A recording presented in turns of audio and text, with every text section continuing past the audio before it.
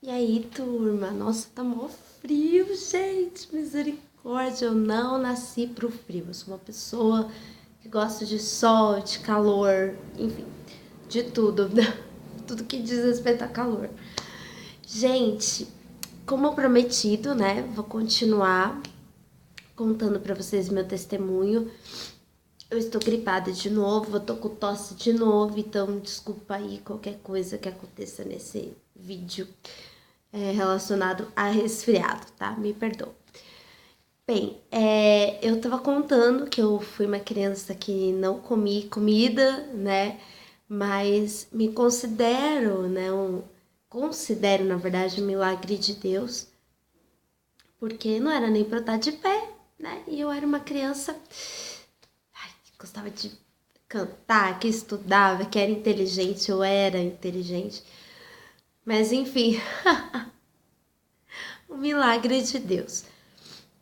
E eu prometi que eu ia contar agora sobre quando eu passei a comer e como a gente conheceu Jesus.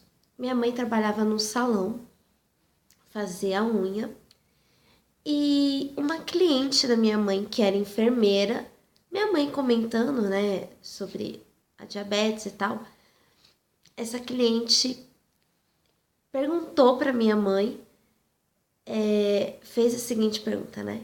Sua filha é diabética? Tipo um, né? Tipo um é aquela diabetes que dá ou na infância ou na adolescência.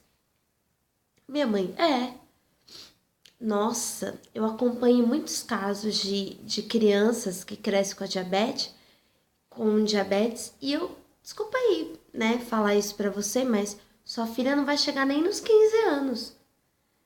Imagina uma mãe receber essa notícia, né, que, sei lá, seu filho tem diabetes e ele não vai chegar nem nos 15 anos de vida por causa disso.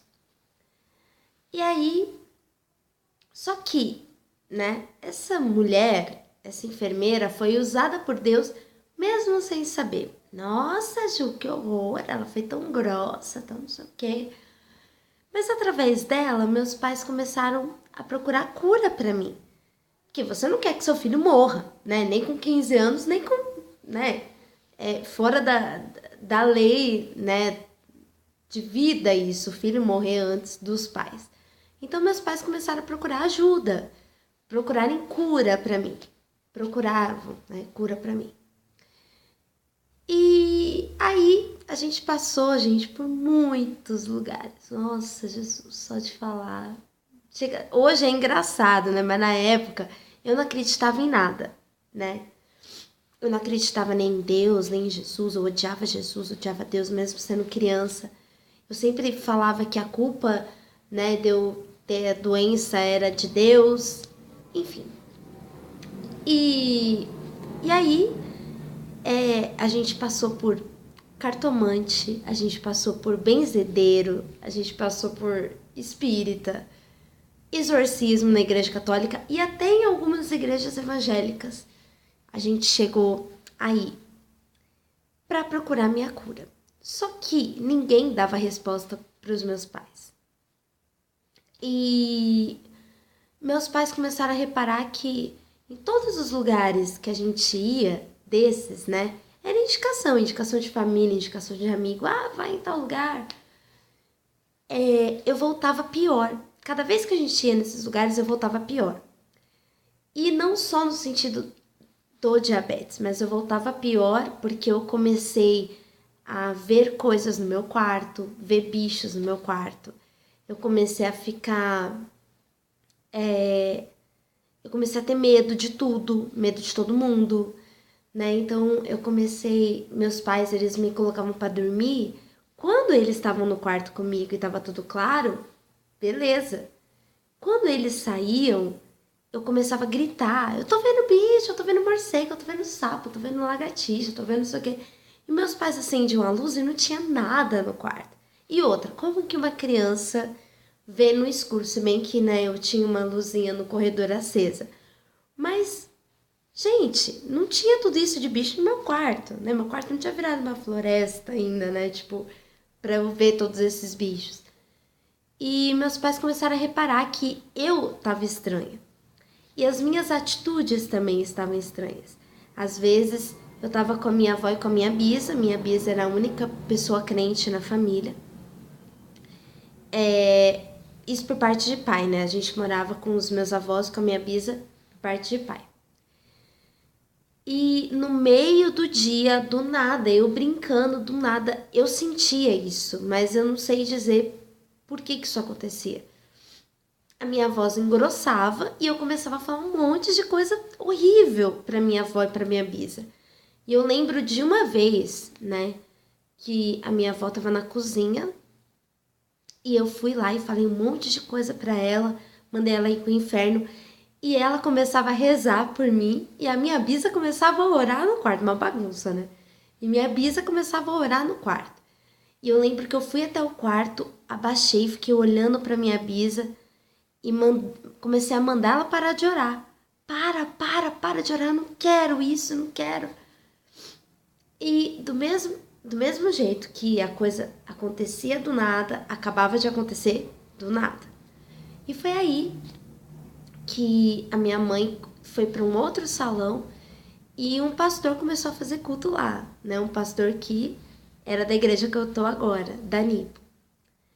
E a minha mãe aceitou Jesus no salão e ele falou: traz a sua filha, né? Deus vai curar a sua filha, traz a sua filha. E aí minha mãe me levou até a casa dele, que era onde tinha os cultos, e naquele dia eu fui liberta, né? Nunca mais eu ouvi, né? Nunca mais ouvi coisas, nunca mais eu me transformei daquele jeito. E antes disso, né? Como eu falei, eu odiava Jesus. E antes disso, eu... Como é que fala? Eu comecei a ver um canal evangélico pela TV e comecei a assistir. Não sabia de nada, né? De Jesus, mas eu gostei e comecei a assistir. E quando a Bíblia diz, né, conhecereis a verdade vos libertará, eu acho que tem um pingo disso, né? Jesus foi me atraindo a ele e a verdade foi me libertando. Então, quando eu cheguei, pelo menos me libertando daquela raiva que eu tinha, gente, como você tem raiva de Jesus, a melhor pessoa do planeta, né? A pessoa mais linda, mais doce, mais cheia de amor. E eu tinha raiva de Jesus, eu odiava Jesus. E aquela palavra foi entrando no meu coração. E como eu era criança, tinha 8 anos, eu me encantei, eu decorei o horário daquele programa, né, que passava naquela... vocês entenderam, naquele canal. E depois eu vi que tinha desenhos infantis. E aí que eu comecei a entender que eles falavam da Bíblia, porque falava de Jesus. Mas até aí, gente, Jesus já tinha me ganhado. E aí, né, fui para casa do pastor.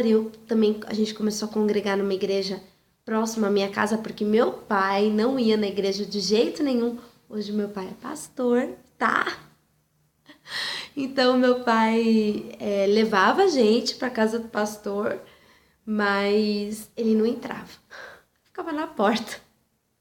E aí a gente começou a ir nessa igreja de domingo, que era perto da nossa casa, porque pelo menos meu pai não precisava ficar no carro muito tempo. Então meu pai levava a gente, aí voltava para casa e quando o culto acabava, minha mãe deu um horário para ele, né? Aí ele voltava, vinha e buscava a gente.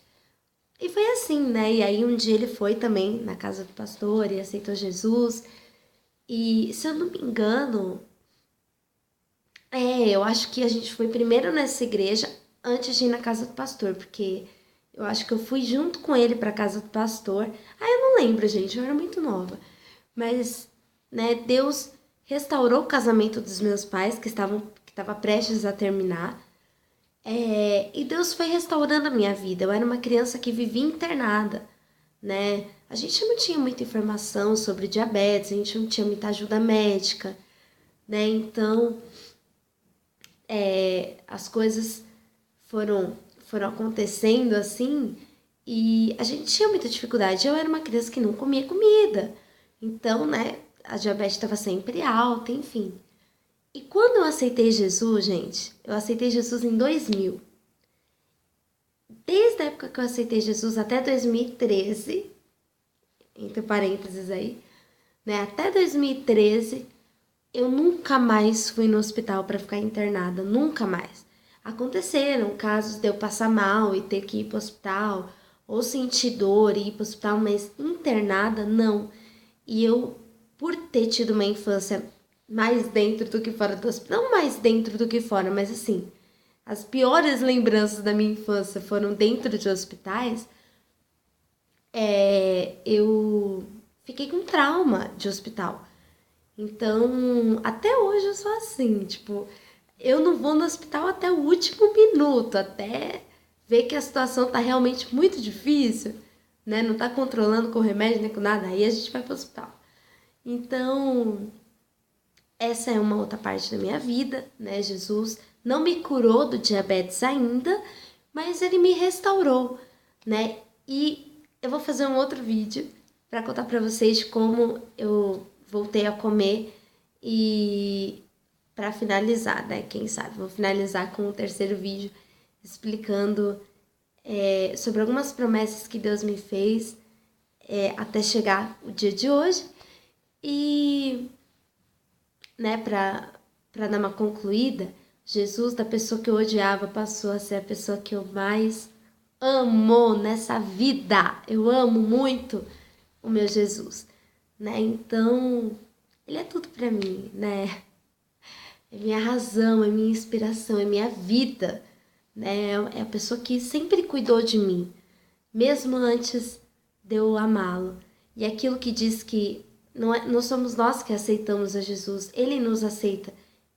Não somos nós, minto, que amamos a Deus, mas ele nos amou primeiro, né? Jesus, ele me amou quando eu odiei. Cara, tem noção disso? Jesus sendo perfeito, né? Em tudo. Foi a pessoa que eu mais odiei, mas passou a ser a pessoa que eu mais amo nesse mundo e além dele, né?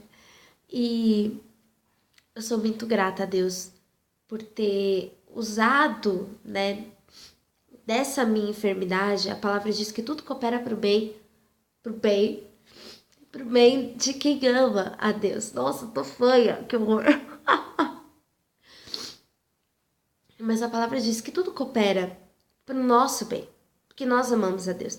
E antes de amá-lo, ele já nos amava. Então, até a minha enfermidade, eu realmente percebi que era né, um up de Jesus para a gente poder chegar até ele e para a gente ser quem a gente é hoje. Por isso que eu sempre falo, né? Deus não nos ama pelo que fomos, nem pelo que somos, mas pelo que seremos. Então, Jesus me amou lá atrás pelo que eu seria hoje e me ama hoje pelo que eu vou ser lá na frente. Então, ele é lindo, gente, ele é maravilhoso, eu amo esse Deus. E é isso, né? Fiquem ligados, próximo vídeo eu termino essa história. Beijo. Deus abençoe vocês. Bom frio aí pra gente, hein?